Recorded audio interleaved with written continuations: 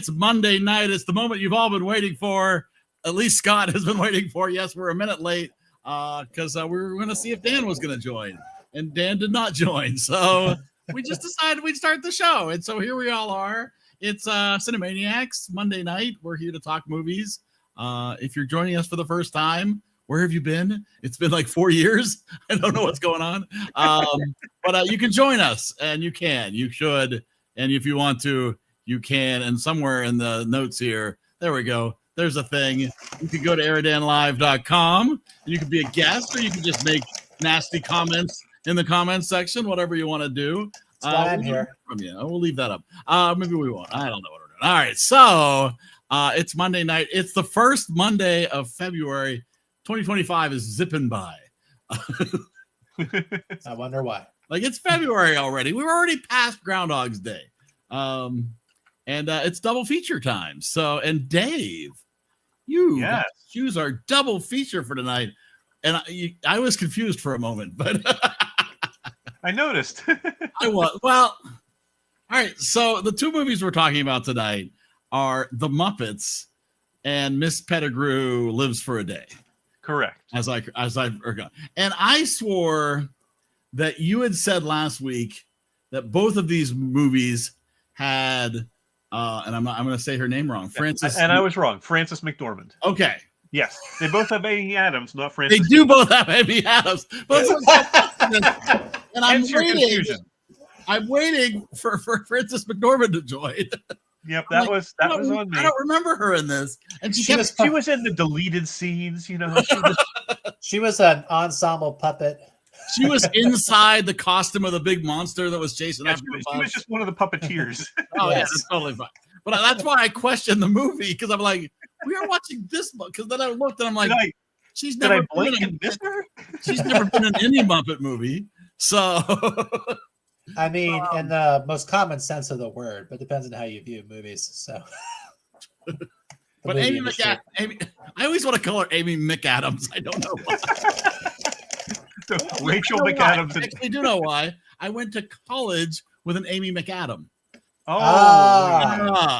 And so whenever I say Amy Adams, I want to. In the chat, we have Adam McAmy. I want to make her. I want her supersized with fries on the side. I don't know. But Amy Adams in our double feature for tonight. Dave, so which one of these movies do you want to talk about first? Let's see which one Adam wants to talk about. Let's do Miss Pettigrew first. Okay, I think that's the order I happen to watch them. Me too. Same did we. It's also in chronological order. It came out 3 years earlier. And there, she was an uncredited Muppet. There you go. All right. So So all right, Miss Pettigrew Lives for a Day. Yes, we saw this in theater when it came out. Really? Yes. Now that's interesting. And I will admit, I sometimes forget. I sometimes forget how good an actress Amy Adams is. Yeah, because she is really a very good actor. Yes, she is actually. Yeah, but and was she what drew you to the theater? No, I don't think so. When did it come out? Let me see. I mean, I know it came out in 2008, but what month? It may have been one of those times when there wasn't much else in theaters and we were just looking for a movie. Okay. Because it came out in March, which is not prime movie time by any means. Okay. Now, this movie wasn't even on my radar at all. Like, I'd never heard of this movie, and I was a little like, well, let's watch this first. Just in case it's a real stinker. And then we'll have the Muppets to watch afterwards. And I was amazingly pleasantly surprised with all the performances and all of this movie. I loved this movie. It is a really solid, and I can understand why it wouldn't be everybody's cup of tea. I'm not going to criticize Adam if he hates it or anybody else. But I think it succeeds very admirably in what it's trying to do. Yeah. 100%. It's charming in so many ways. I'll be out the first 25 minutes or so. I'm like, all right, it's fine. This is fine. And then it got really charming. Amy McAdams Amy Adams really came through. Her performance, is fantastic. The running gag of her never being able to eat. From a stylistic standpoint, it definitely is neatly in that neoclassical genre of movies that are taking those old 30s, 40s screwball movies or drama films and giving them the facelift for the modern era. Titanic kind of fits into that category too, with disaster movies as a neoclassical film. But the way it's shot, you can tell somebody saw King Kong and say, okay, let's take that color palette, that let's put it right on this movie. And honestly, if you made this movie black and white and shot it in the 60s and used anamorphic lenses, it probably would have looked exactly the same. Yeah, you're probably right. One of the few things that bothered me a little bit was Moaning Myrtle's voice coming out of yes, that honestly was the one thing that was hard to separate. It was like, wait, I know her. Why is she scraping on my neck? What is that? Yeah. Oh, okay. Like, she really only has one tone to perform it. That's her voice, sort of like with Kristen Schaal in the Muppets. That's a voice that you never, when you hear it, it may take you a second to place who it is, but you know that voice. Yeah. One day, someone will use Gilbert Gottfried's voice as an AI voice for a woman, and it's going to be amazing. Hi, darling. I missed you. Wow. Interesting. AI resurrect Sam Kinison, right? Yeah, Gilbert Gottfried, Jerry Lewis, and Betty. But overall, this is very much a character-driven movie. This is Frances McDormand, Amy Adams, and Kieran Hines. The three of them, and to a lesser degree, Lee Pace. Because he's not on it as much. He's just probably has the fourth most screen time, but just felt so natural together. They really did. Yeah. Wish they made more movies like this. It kind of felt like it was effortless. Like this, just the performances didn't seem forced at all. It felt very. Now Adam disagrees. Obviously, Adam thinks it was a quote unquote real stinker. Who said it was bad? I don't know why. I don't know who got that right. Adam, you gotta stop listening to the voices in your head. We talked about this. You knew that this wasn't going to be the movie for everybody. But so there we go. He thought it wasn't funny at all, and the performances were bland, and we're trying too hard. You see, I do not agree with that statement. I think that this movie could have easily turned into the Hudsucker Posse, where everybody's trying to be funny. See, no, and the only time I thought it was trying too hard a little bit was it reminded me of Helen Hunt in It's As Good as It Gets with Jack Nicholson.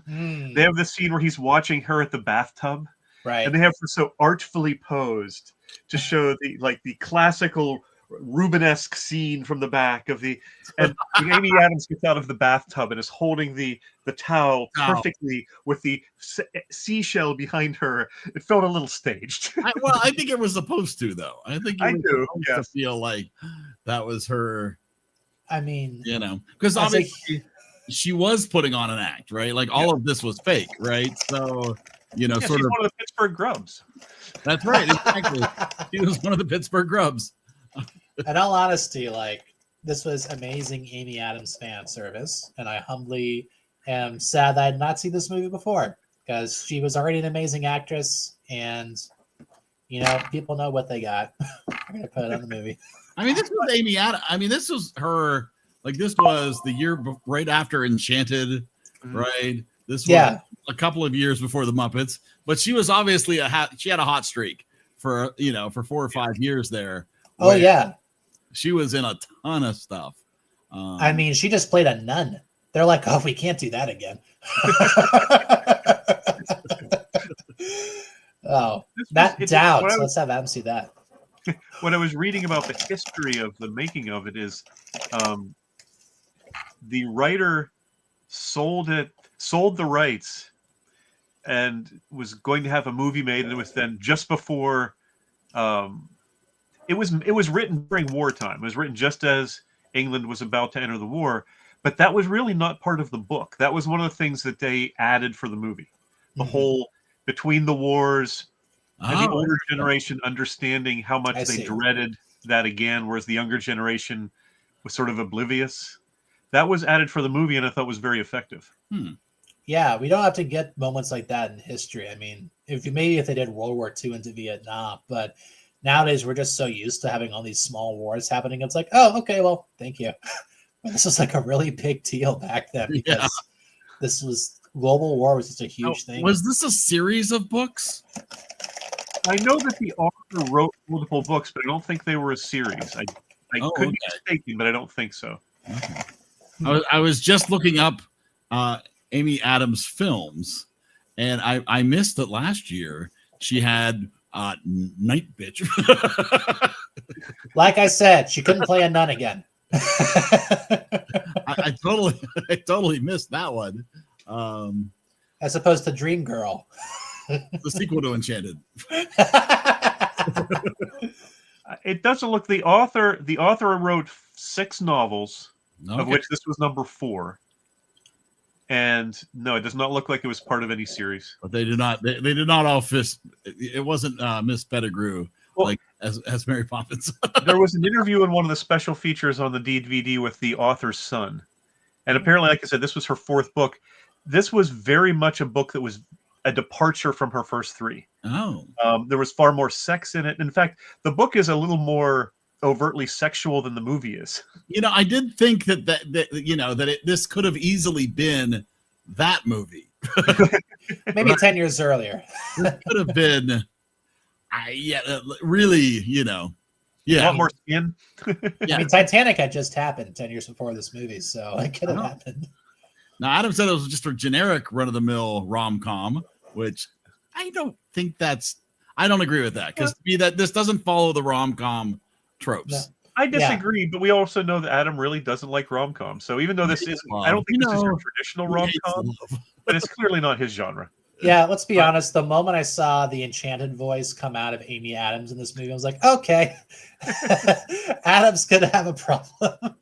Like Adam Sandler in 8 Crazy Nights playing the old man. That's what it sounds like to him. Her son also said that she would write the dialogue while she was doing it. Well, thanks, Adam, for telling us. We appreciate you. Man.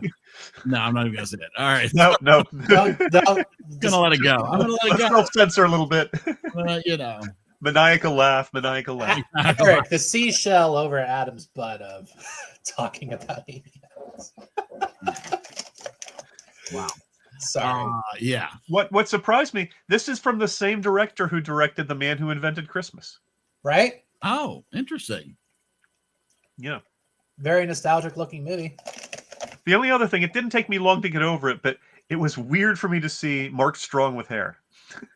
Yeah. I'm so used to seeing him bald. Honestly, that didn't click to me until after it was over and I was looking at headshots and I'm like, oh, him. Who that was. And I said, I'm not used to seeing him with hair. Now, what's funny is that like the interface that we watch movies from has us, you could rate the movie from 1 to 5 afterwards. And I rated it a 4 because I thought it was really good. My wife's like, that's a 5. And I'm like, no, but she loved it. Oh, awesome. Well, and part of the reason I picked it was because I wouldn't go so far as to say it's obscure, but it is not nearly as well known as most of the movies we pick. No. And so I occasionally like to pick ones that people wouldn't have seen otherwise. Yes. Hidden gem. I think it was a good choice. I think it was an excellent choice. Quite good. I enjoy it. Yeah. Yeah, I will watch it again. Well, I don't think I'll watch it again this week, but I will say I the only hesitation I had is I had only seen it the one time. Oh. So it had been 15 years since I'd seen it. And it was like, is this going to hold up as well as I remember it? And it did. Yeah. Yeah. I said I think it's a charming movie. I think you get a little Amy Adams singing, right? Which we know she has a great voice, or at least a decent actress voice. That's a good way to put it. Yeah. Better than some, or not as good as all, but she's it works for the film that she doesn't have a spectacular voice, right? Because there's a reason she has to work as hard as she does to get jobs. Yeah. I hope that woman gets an Oscar this decade. She's just so what? Good. I said, I hope she gets an Oscar this decade. She's just so good. And she got robbed in 2017 by La La Land. Did you see her in Night Bitch? No, I'm kidding. Good. I'm sorry. Amy Adams for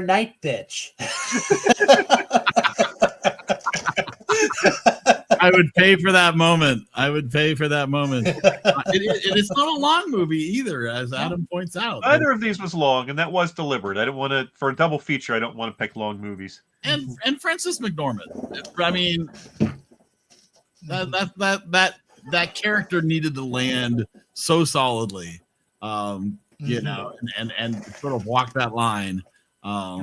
Yeah, you know what? Honestly, like I could honestly see Frances McDormand playing an actual book-accurate version of Mary Poppins. Yeah, like she has that resting face, but she still has a very good charm to her.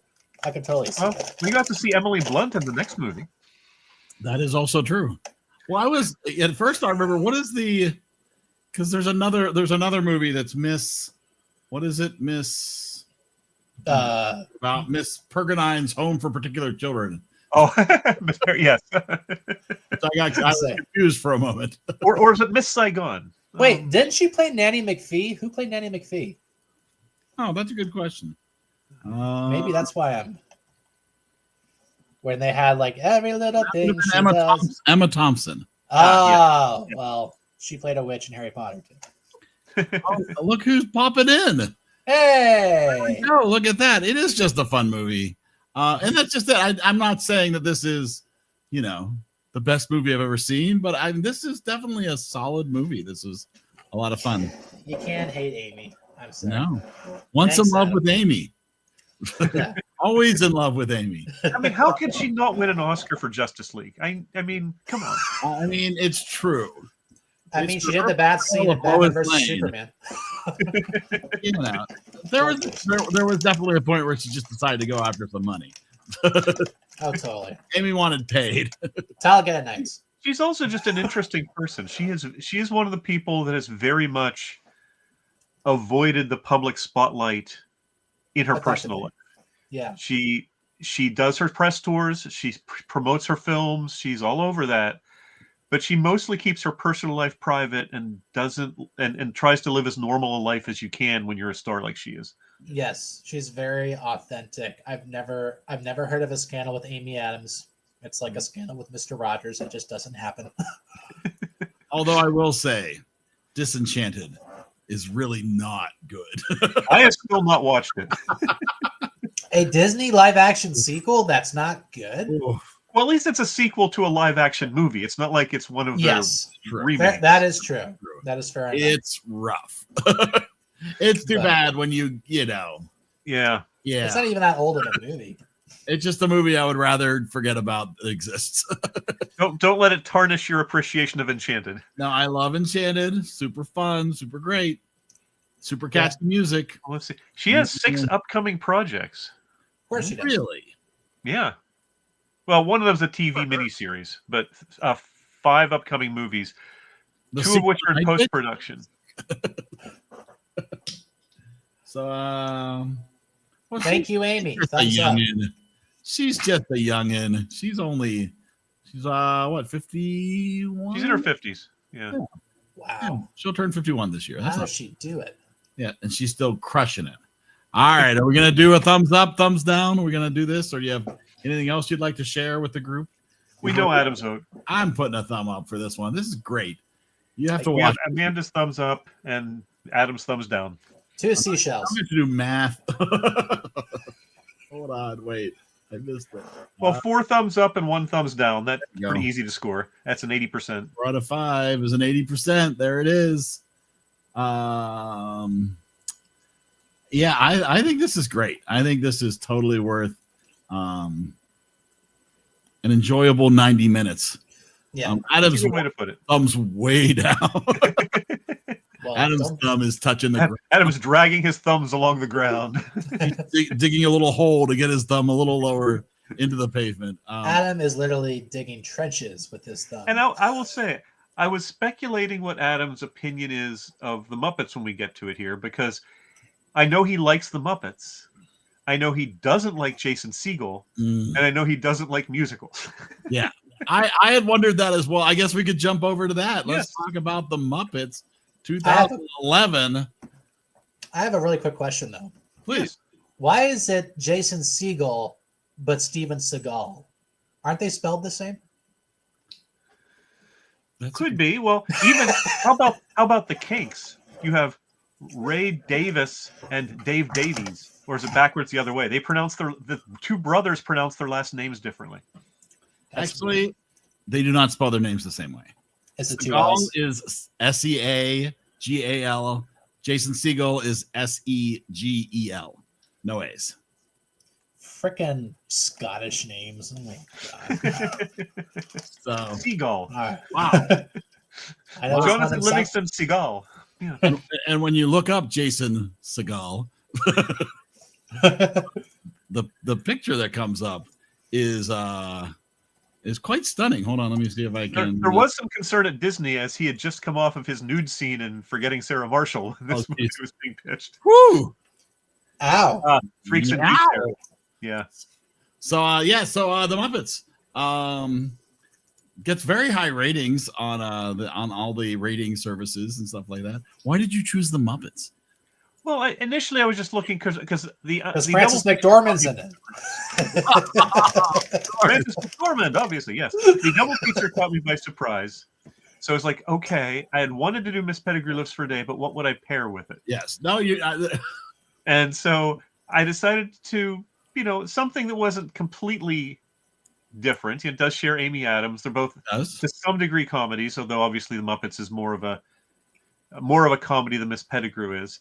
They're both in a way sort of throwbacks. The Muppets is trying to recapture the feel of the Muppet Show and the Muppet movie and the Jim Henson era Muppets after they had been dormant for like 10 or so years at this point. Francis McDormand. I'm sorry. Francis McAdams. Yeah, it's pretty much like the Force Awakens of Muppet movies. We're going back to formula.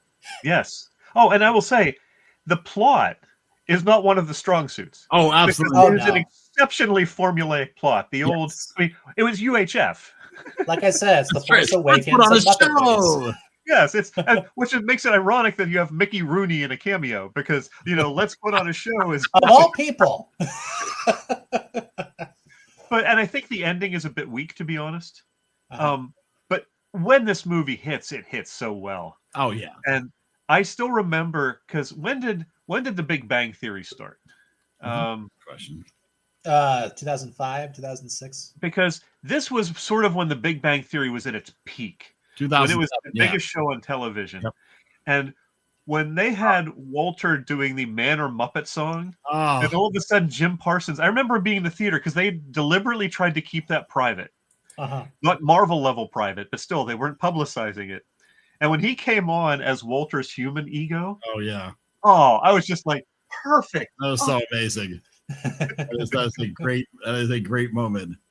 Absolutely. 100%. And that's it.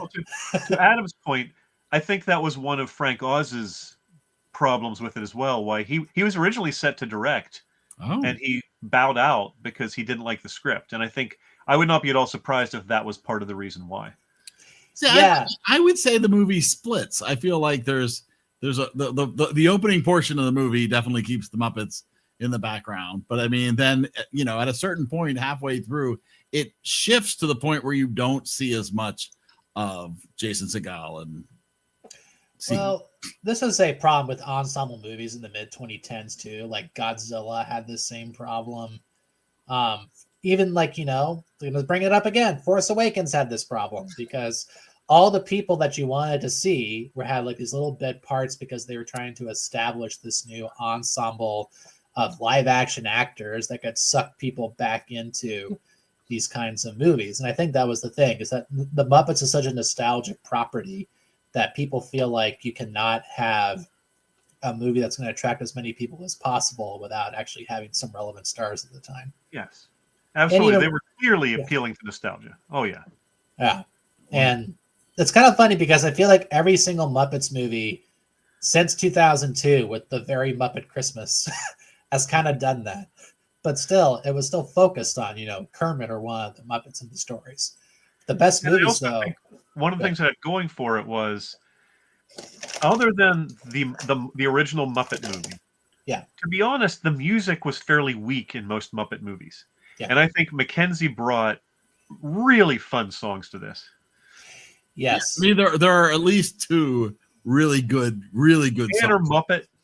Yeah, It's a great Banner song. Muppet is awesome. I like the song that bookends it as well, right? I like the Mhm. Oh, and don't forget Tex Richmond's "Let's Talk About Me."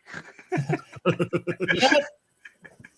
I think this is sorry, I'm still stuck on this. I think it actually started with A Christmas Carol because that was the first movie without Henson where the main character is not a Muppet. And then after that, I don't know if it was out of respect, but they really tried to skew it and keep it on anybody but the Muppets and all the movies that came after that. Well, it's any property that is so dominated by one creative force like Henson. Yeah. Yes, Frank Oz was a huge part of the Muppets, no question, but it was still Jim Henson that was the tentpole of that whole You mean the whole Mupp creation, that whole world. Yeah. To proceed without him had to be incredibly hard. And as an example, the voices are never going to be perfect with Henson gone. The voices that he did. Yeah. Kermit is really close. His speaking voice is very, very close. His singing voice doesn't sound quite right. No, Patrick Mahomes wasn't a thing yet, so they had to go with that. Wow. But I do really enjoy this movie. Oh, it's a fun movie. And then 4 years later is when they did that TV show. Oh man, I loved it. I loved it. I thought it was so good. The frickin' Swedish Chef doing Rapper's Delight is something that lives rent free. I did. I liked the TV show. My wife was offended by it. It was an atrocity.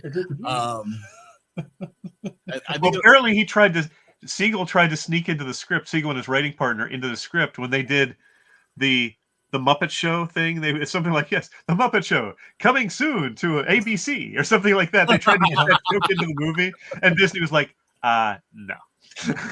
We're gonna fill in the hole that was left behind by The Office. That's right.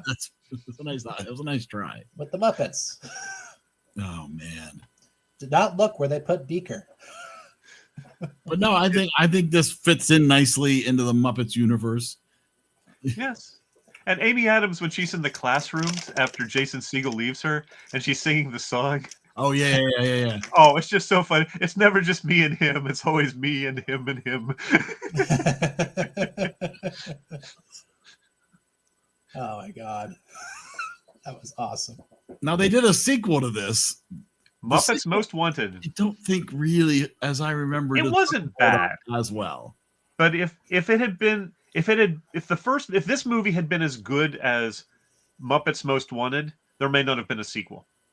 This movie was good enough to at least get them to make a sequel. Yeah, no, I agree with that. Yeah, I kind of like the Disney loves more these days than a sequel. Well, it's true. What's the name of Kermit's doppelganger in that? Oh, I forget. I forgot all about that plot point. I mean, I was just like, oh, he Disney owns Star Wars. Role is Animal. Yes. The Muppets? What? The Muppets with Dave Grohl as Animal. That was hilarious. They had some great. I mean, a lot of the cameos were just throwaways, but some of them, like Dave Grohl's, were a lot of fun. And Adam Arkins. Oh, come on, Selena Gomez. Oh yeah. And look, during the fireworks, you got a little Mickey head right there in the fireworks. Yes, you do. What are the odds? What are the odds? They weren't going to miss that opportunity. I'm surprised Zach when is Hobo Joe. Oh man, I'm surprised some of those cameos seemed like, well, I want more of that person. Give me more Neil Patrick Harris. Come on, he was basically to this movie what Michael Smurfs. Richards was to UHF. That's true. Like I said, the plot, you had to sort of just say, I'm just here to enjoy the Muppets and the songs. The plot is really not that great. And Adam, it just didn't hit the same as the old Muppets. Adam's been hit by a lot of Muppets. he's not wrong, but I think nothing since Henson Death has been pitch perfect. There have been some like this that I think are really good and worthy, but it's a franchise that's never fully recovered from the loss of Jim Henson. Or the loss of any creator. I mean, when the original guy is on there, you feel the difference. It's the same thing with George in the Star Wars movies, even the bad ones. Although in there he had sort of started shooting himself in the foot before he gave up the property. But It was time for George to let go. yes, I mean, he didn't have to die. He didn't have to die. It was just time to let go. I still wish that they would have gone with his original vision of what the Force is actually supposed to be. But I've already said multiple times that I am putting my Star Wars rants in a hidden chest so that no one has to listen to me talk for 30 minutes. Have you? Oh, I'm Have you picking ever the Force watched- Awakens oh. next time I get you. No, I'm kidding. What's the You name of the bastard. Martin? Spaced. Have you ever watched Spaced, Adam? Scott? Excuse me. Spaced? Spaced. It's a British No. TV series with Martin Freeman. Oh, I haven't seen it. Oh no, not Martin Freeman. The guy who's in Shaun of the Dead. What's his name? Oh, Simon Pegg. Yes, it's a TV series with Simon Pegg. It's as typical. They're very, it's like 6 episodes a season, but he plays the owner of a comic book store, Mm-hmm. and it is hysterically funny. But one of the running gags is all it takes is someone to mention the Phantom Menace to him, and it's like. It's just like he's gone into like, oh no, you didn't, did you? Oh no, because he has to do this rant about the Phantom Menace. Every cinephile Ken who sees themselves as the Godfather Ken in the Barbie movie needs to watch that show then, because this is what they look like. If you can, I don't know where it's. I have it on DVD. I don't know if it's streaming anywhere, but I highly recommend it to you. I will definitely check it out. That'll be a recommendation for after this. Is that Spaced, you said? Spaced. Nice. Nice. Well, there you go. Oh, this looks great. Amanda loves this movie. She thinks the actors are great, the humor, the songs, it all comes together perfectly. I agree. I think it's fun. I don't think it's the best Muppet movie of all time, but I think it's worthy to include. The sequel, I'm not sure. I'm not sure. I think they were milking a good thing for the sequel. I think the sequel is worth watching, but if you don't watch it, you haven't missed much. Maybe it's worth watching once. Sure. Yeah. But it might not be on repeat. I'm still waiting for something to reach the levels of the Great Muppet Caper, but we'll have to wait for that. Oh, but we love the Muppets Take Manhattan is a fun movie. There's just so much from those original films. That was what introduced Muppet Babies. Oh. I forget about that. You said it was a good Gaga, goo, goo, shoo, wah, wah. Oh my. Damn. I forgot about that movie. Gregory Hines is a roller skater in Central Park for no reason. What do you mean for no reason? It's a chance to show Gregory Hines. I think it was a chance for Need more? It was a chance for them to dress a small child as an angry Miss Piggy and have her go throughout the Central Park. That's fine. On roller skates. Oh man. I will say, just to mention it one last time, I think the songs in this movie Yes. definitely make a huge difference. There is no memorable song in The Great Muppet Caper that comes to mind at all. Whereas I can name multiple songs from this, not having seen it for years. Really? Yeah. Do you have a favorite Muppet Caper song? I mean, I love The First Time It Happened. That is like one of the quintessential musical song moments, I think, from that period. I also think the romance with Miss Piggy and what's his face is absolutely amazing.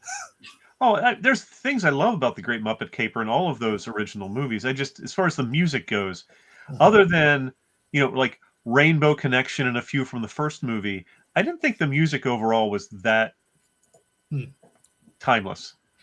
That's all right. I don't know. Moving Right Along to me has always been like the most amazing song. Footloose and fancy free.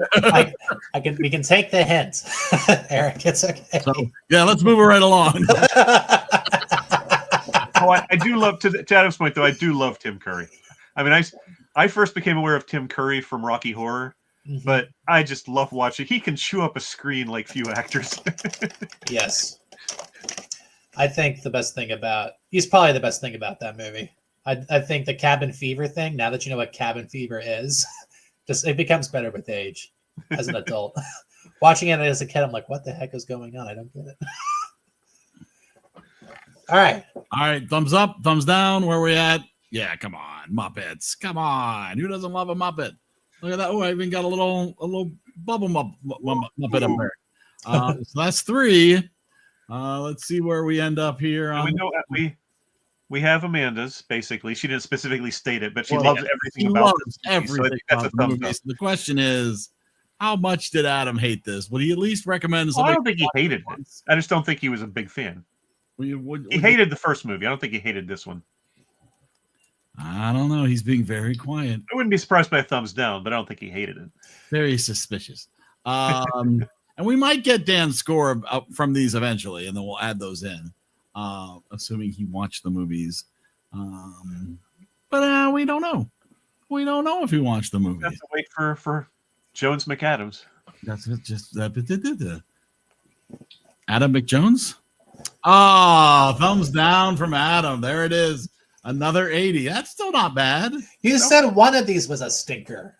Well, like you said, he didn't think. I don't think he thought this was a stinker. It just didn't pass his. It just he's on the line and he went down. Nothing wrong with that. Yeah. When did Adam become the Ratatouille critic of this show? All right. Well, since Dave Ratatouille.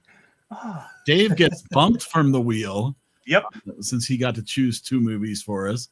Ha! Yeah, and there's Amanda with a thumbs up. And so here we go. Let's see who's going to be picking next week's movie. Eric, I swear to God, if it's you again. I think I've had 2 weeks off. Actually, if I came up last week, I was going to pass because I had so many movies in January. But it's not January anymore. So hold on to your butts. Let's go. Here we are. Dun, dun, dun. Is it going to be the guy who hates these movies? Oh my goodness. The winner is Scott, just like that. Scott, so excited for you. So happy for you. Oh, boy. Thank you. Do you have any ideas or you need some time? Now remember, Scott, his PayPal address is Eric the DJ at. Well, I'll tell you, you mentioned Spaced as a recommendation. It made me think that I should recommend the movie Zap. Oh, wow. Right. That's right up there with the weird science of the.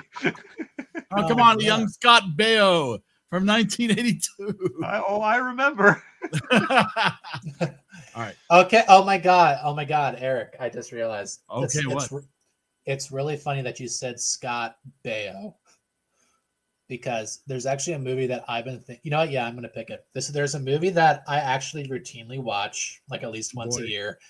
I think it's somewhere between a really good story and a fantastic piece of awkward, because it is a Robert Zemeckis animated movie. Ooh. It's Beowulf. Ah. Wow. 2007's Beowulf. I don't think I've ever seen that. I know I've never seen that. This is animated? This is animated. And this is the same studio that made Polar Express and Christmas Carol. It's animated. Yeah, the cover art is quite disturbing. Yes. Have you seen Teen Beowulf? I've not seen Teen Beowulf yet. But I just, as someone who likes Vikings and has watched a lot of QuickTime cutscenes growing up. Of course, Adam has seen it. He's not streaming on Amazon. Mm-hmm. I think the one takes in this are what make this movie. It's actually quite fun. If you don't like blood, this is not for you. But so it looks like only available on Apple TV. It looks like it's on Amazon. Really? Yeah. Oh, yeah. Well, yes, you're right. It is on Amazon Prime. You're right. I'm sorry. I was on the wrong tab. This is loosely based on the story Beowulf. It's an actual Viking legend, but it leans much more into the idea that if this is a man versus legacy, who the legends of old versus who the stupid guy really was. And of course, he is a man driven by being a man rather than being a good person. So is he a man or is he a Viking? I will say this does kind of look like the cover of a video game. Yeah, the music in this is the best thing about it. I feel it reminds me of 300. I'm sorry. I want to work out every single time I hear the Beowulf theme. Bam, now, bam, bam. With the trombones, it's so good. It's Alan Silvestri, Robert Zemeckis guy. So wrote the music for the Avengers. So this is the foundation for every single Avengers song that you ever heard. built Oh, on cool. the That's one I haven't ashes seen. of I look forward Beowulf. to seeing one I haven't seen before. Yeah. Yeah, I Again, haven't seen this before. This will be a new one from me. the expressions are going to be a little awk. They haven't really mastered full amazing expressions That was yet. nearly 20 years Wrinkles. ago. Yeah, but considering it came out in 2008, again, it's like watching a Final Fantasy commercial as a movie. It's really well You're detailed. selling this so well. I know. There's some things. Again, it's a fantastic piece of awkward, but it's also a really well directed story. Well, thank you, Dave, for having one movie that my wife enjoyed this month. She enjoyed the Muppets too, didn't she? No, I do. Well, yeah. No, This, she didn't actually watch most of them. I feel like after watching those two movies, and what was the day before, the couple weeks before that, the Paradox film, I think this is definitely the Dave method of going completely in the opposite direction. I do like alternating. You know, if I had come up, not that I can come up again, but if I had come up again after these two movies, I would have picked something probably like an action movie or something like that. Definitely moved in another direction. Yeah. No, I think this is good. I love this movie a lot. I will not attach myself personally to it. No, Adam, I'm sorry. Yeah, not the 1999 Beowulf. We could pick Highlander. That movie was fine. Highlander is one of those movies that even if you're not a huge fan of it, everyone has to admit the drop off between the original and the sequel is precipitous. Wow. Oh yeah, Graham Baker, the guy who made Omen 3, The Final Conflict. Well, when we put in the Blu-ray for the Muppets, one of the previews was for Beverly Hills Chihuahua 3. Ba-da-ba-ba-ba-da. Ba-da-ba-ba-ba-da. Was the music from that the same as Beowulf? Beowulf, da-da. It would not shock me. Where's that song in a Disney parade? I know, right? You know what? It's going to happen. Adam's going to come back with his review next week and said it would have been better with more sex. I mean, this has Angelina Jolie wearing a gold skin suit. I think he's going to be happy. All right, then. Well, there we go. And, Not why I watched the movie. Highlander 2 is an absolute stinker. Well, he's gonna watch Beowulf. Bale bounce, go wow, wow. Wow. Well, that. All right. Speaking of which, we can move over to recommendations. All right, good enough. I see Brian doing this too. Is it really that loud? I'm kidding. I'm done. What? I can't hear you. Exactly. La la la la. So I don't think I've watched. Okay. I do realize there is one thing that I have watched a lot of in the past week. An embarrassing amount.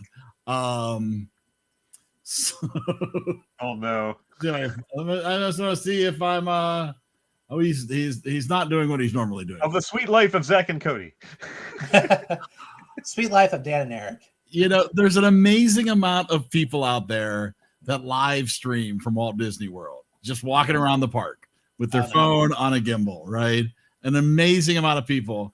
But we found one guy who we started watching him a lot while he was seeing if he could ride 500 miles on the People Mover. And Amanda was watching that. Yep. Fantastic. And we've been stuck on his channel. He does literally 8 to 12 hours almost every single day. He is streaming from the park. So you can watch him get on all the rides. And so we have been watching a lot of Ron on the Go. Oh, no. Wow. This is not a movie or TV show. I may be misremembering. Maybe it's when you were watching it with her. This is a recommendation of any kind of entertainment that you would like to recommend. It could be a Oh. video game. It could be a magazine. It could be, anything that you found entertaining. And so yeah. So what's the funny thing is that my kids are 17 and 19. They're not watching a lot of what we want to watch, but I find Ron on the Go. They'll have hours watching Ron on the Go. So Well, it It's is a bonding moment clearly in my house. it is something that there is no question that the attention spans between generations is not the same. Yeah. Generations that grew up on their cell phones have different viewing habits than those who are pre-cell phone.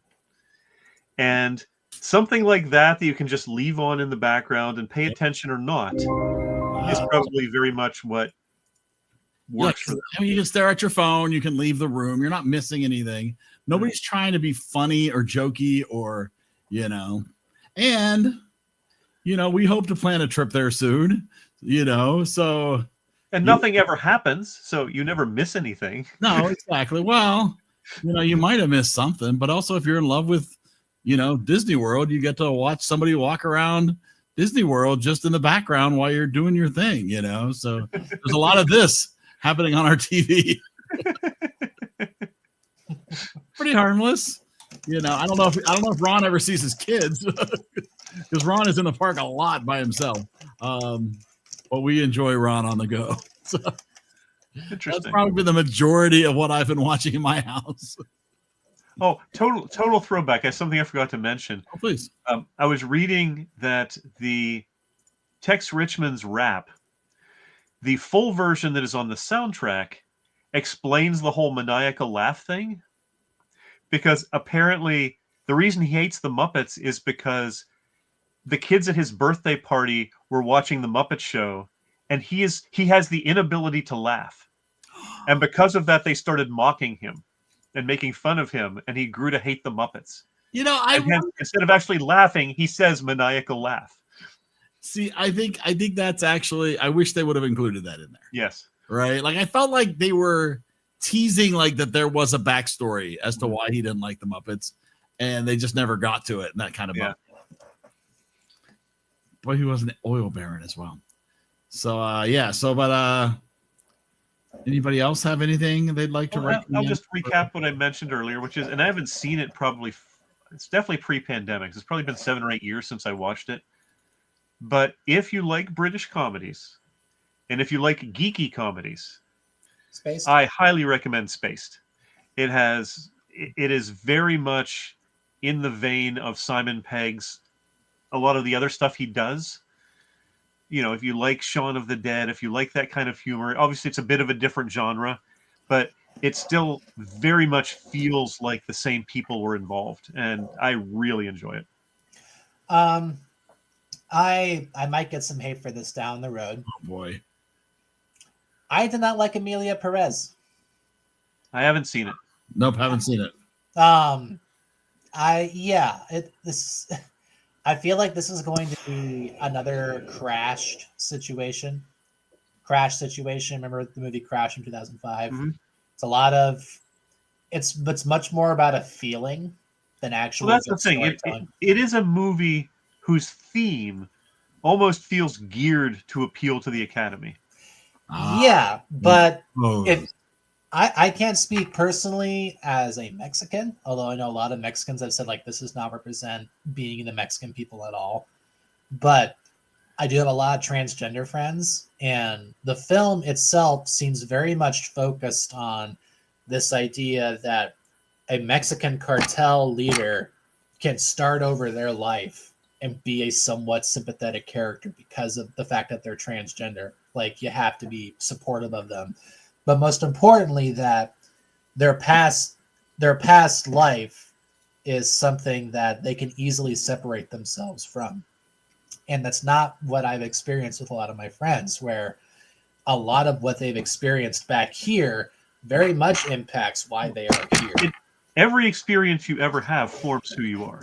Yeah, and it's about someone throwing that away, what is not really true to a lot of people's stories like that. The only way that kind of thing works is if you do it something like Eternal Sunshine of the Spotless Mind, or something like that, where you, or for that matter, Severed, where you have a way of allowing yourself to divorce two different versions of yourself. Yeah. So, I mean, as an ally, I'm kind of like, this is, it's all about the cover of it. Adam, I think a big reason for that has to be exactly the political situation right now. I think this is a nomination of defiance. I think this is also just a fact of where the industry is. It is a movie that is made in France about Mexico. It doesn't have an American director at all. It has some sort of guy who fancies himself as an artiste with a couple actors here and there. And also it's somebody who said, oh, the Americans like musicals again. We'll make a musical for absolutely no reason. The songs in this are horrible. It would have been so much better as maybe like an opera. The choreography is not very good. And the songs do not connect to anything whatsoever. It was like it's like Phantom of the Opera, where someone saw Moulin Rouge and Chicago and said, we got to combine both these things and also make it a period piece and not know what the heck we're doing. So, with apologies to Joel Schumacher, who was a good guy. Yeah, don't watch Emilia Perez in the theaters. Wait for it to come out on a streaming service. It's on Netflix now. All right, watch it on Netflix. Don't watch it. There you go. I mean, you never know which way. You never know which way the Oscar. And then don't forget the controversy surrounding the star of it now too. Right. I don't know if that's going to impact how the Oscars views it.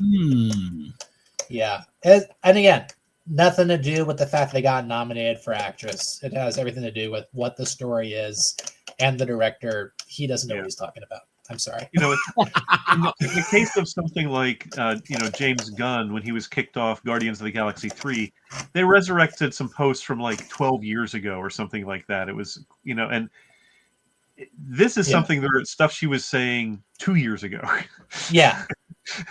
Well, and James Gunn, he has enough trust with people to where he avoided being canceled. I didn't hear a single person who either just didn't say anything or didn't come to his defense. You heard nobody piling on after these were uncovered. Yeah. With Gunn, which is quite telling. Yeah. That tells you that people's experience with him was very much at odds with what you would imply from those old posts. 100%. And Gunn, I met Gunn actually. Great guy. Would never have thought that he would be someone who could say that with intent to harm. And it clearly was a bunch of stupid jokes. And exactly. In his case, he was making jokes that were ill-conceived, but they were still trying to be jokes. And there's those who hold the opinion that nothing is off limits for humor. Mm-hmm. Yeah. And that's honestly what humor should be. That's why Dave Chappelle continues to have a lot of trust with his audiences, even though he continues to get a heck of a lot of criticism. Yep. For example, Dave Chappelle is better able to get away with some of his more hateful jokes than someone like J.K. Rowling is. Right. Or like the creators of South Park could do a heck of a lot more because they make fun of everybody. Yeah. Yes. No one is sacred. That's the lesson of South Park. As it should be. 100%. Their main character is usually Eric Cartman. We're waiting for Dan's next highly controversial special. That's right. Exactly. The episode of where Rick Springfield turns into a monster. Now that Beyonce has won for best country album, Dan is going to release a country album. No, it will be like the after school specials. It's a very special episode of It's a Lot. Beyonce, the only person who could enter during a number and still win their Grammy. She's cool. So Dan did text me earlier today, not about the show. Apparently, he's completely forgotten. But he did watch Saturday Night, and he said he actually teared up at the ending. So there's yet another recommendation for Saturday Night. That is now streaming on Netflix, I believe. So. Dan, I had the same reaction when I saw you rubbing your ear on the Tonight Show. So, oh, it's more than rubbing. Yes. Why did I do that? That hurt. Yeah, why would you do that? Why would anyone do that? Well, you mean Jay Leno? Greater question, isn't it, though? It is the greatest question of all. So has anyone watched the Resurrected Hollywood Squares? Totally off subject. Oh, has that started? Yes, it has. I no longer have cable. I no longer have any way to watch the big three channels anymore. YouTube rules all. All hail your God and despair. It is like anything you would expect from Hollywood Squares, where you've got now Drew Barrymore apparently is the permanent center square because she's also a producer on the show. Yeah, of course. But the other 8 people cycles through as you'd expect. when they get a really good crowd, you have Pete Holmes and Triumph the Insult Comic Dog and Thomas Lennon, you get a really good crew, it's very funny. When you don't have as many funny people, it definitely, you feel the difference. But when it's good, it's very good, actually. That was the way it was when they brought back Match Game. Oh, yeah. Well, even back in the old days, when you'd have Paul Lynde, who was hysterical, but you didn't have everybody around him. Full speed ahead. So is it a 5 days a week thing? Is it one night? No, I'm not. Is it more like a Card Shark bring back AFV kind of show? Celebrity Family Feud. It's not like a Who Wants to Be a Millionaire in its heyday where they're showing it every night. No. Okay. It's like an AFV, America's Funniest Home Videos kind of. Yeah, stuff. I'm gonna have to see if I can Your find time a way. fillers, yes. I'm gonna have to see if I can find a way to obtain. So, dude, I used to watch that show. Watching a few episodes and seeing what you think. I mean, guys, that's what Instagram is now. It's America's Funniest Home Videos. Anytime you want. Depends who you follow. Exactly. You got to see this guy, Donald. You clearly are following funnier people than I am. You're the red, white, and blue. Drew Barrymore has reached the threshold of annoying. I will admit to not being a fan, but I'm not going to try to tear her down either. Oh man, I should have picked Ever After. So this is Dread. This is a TV. This is a series, right? Oh no, it's a movie. This is Judge Dredd. This is based on the comic book, which also was. So this was the movie that was out a while ago. It's a great film. The Stallone movie isn't great. It's not terrible. It's not great. I am the law. No, it's not. And Wesley Snipes is good in it. Yes, I do agree with that. Just the way they say law in that movie is meme worthy. Sandra Bullock isn't the best in it. Oh, come on. No. That's Demolition Man. I would watch Demolition. Oh, you're right. Yeah, I'm getting them mixed up. They're not that dissimilar. You're talking about Demolition Man, and I would watch that 400 times in a row. Yeah, I would not. I don't dislike it. I'm fine with watching it every 10 years or so. I love Demolition Man. Demolition Man is the reason why I have 3 seashells in my bathroom. That's right. But they're on the counter. I would take you to dinner to Taco Bell. The fast food wars sounds like a real thing. Oh no, I've been arrested for death, murder, kill. Oh man, I am. Yes. We're gonna have to have a week. I should have picked that. Ah, damn. I got that was just right out there. Oh well. All right, that's all right. We'll get your name will come up again. Yeah, well. Maybe. Eric, hold me to this. Next time Eric it comes up, finger firmly on the wheel. Oh, nope. Skipped Scott again. It looked like it was going to stop, and then just kept going a little further. You bastard. I have no control of the wheel. Amanda, remind me to pick Demolition Man next time we do the wheel. We're only assuming that Eric hasn't pre-recorded videos showing all the winnings. Pretty slick. Just pick them like a magician. Not a bad idea. You're assuming that there's any prep going into the show anymore. Eric is like, I don't like the fact that Scott looks like a combination of me and Dan. There's only room enough for one of me. That was one of the Penn and Teller Fool Us. And I thought that can't be the way he did it, right? I mean, I thought the Swedish guy, yeah. And you could tell with Penn's little clues. It's like, yeah, it was one of these things where he recorded probably 4,000 versions of this so that he could just play the right video, and it looked like he had predicted. Oh. Man, I did it again. That would have been.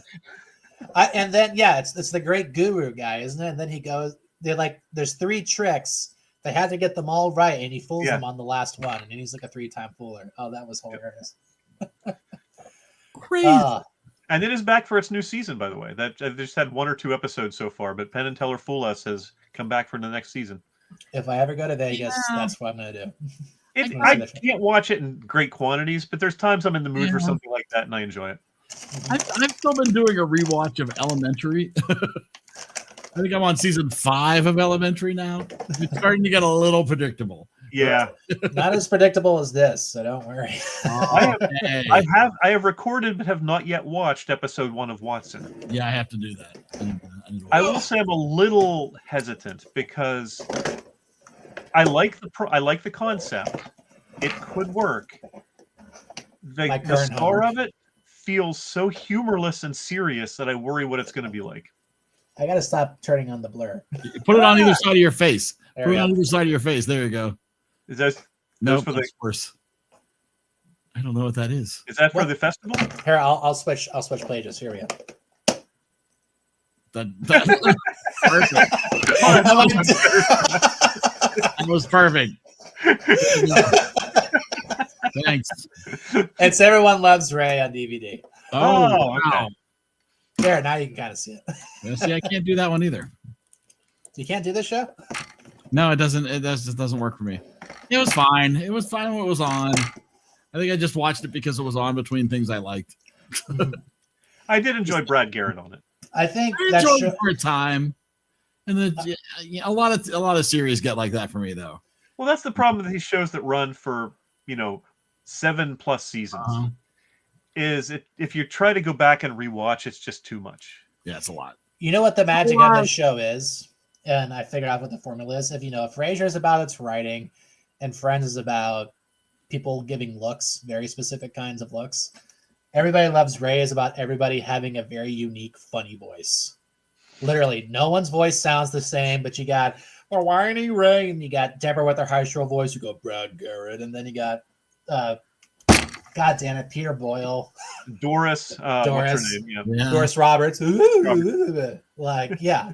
I mean, even if you don't understand English, it just sounds funny to hear those voices try to interact with each other. Well, there you go. Yeah. Awesome. That's how you win Emmys. That is how you win Emmys, apparently. Have a funny voice. Funny voice. And they've all gone off to do those exact same characters for the rest of their life. And such award-winning movies as Oh, no. Ice Age 5. Ray Romano has been in some serious roles since, and he's done well. Yes, he's definitely, but it's still Ray. It is still Ray. Yes. Well, All that voice was his voice. It's not like he's putting on this funny voice for the show. That is true. That is true. Anybody else? Any other recommendations you'd like to? Ice Age 5. See that the Frasier reboot got canceled after 2. See, a lot of these comebacks only make it 1 or 2. Who could have seen that coming? Yeah. It's just like Mad About You and the X-Files. And missed half of what made the show great. I mean, when David Hyde Pierce didn't come on, that was the death bell for the show. Well, it'd be like doing MASH without Hawkeye. Yeah. That's true. After MASH. Yeah, there you go. Make Jamie Farr the star. He can hold it. Yeah, Exactly. Everybody loves Jamie Farr. Or Breaking Bad without Walter White. Oh, wait, they did that. They did do that, exactly. All right. Well, you did get Better Call Saul out of that. Look, I printed a little. Look at my little skunk. Look at that guy. Oh, isn't he cute? He's pretty cute. Pepe Le Pew. Got Blastoise. All right. Oh, all right. Next week, I got props too. to rip on Scott's movie. I already ripped on it, so I'm like Slim Shady at the end of 8 Mile. Like, say something else they don't know about me with my movie. Wow. So watch yourself. Teen Wolf. What was it again? Beowulf.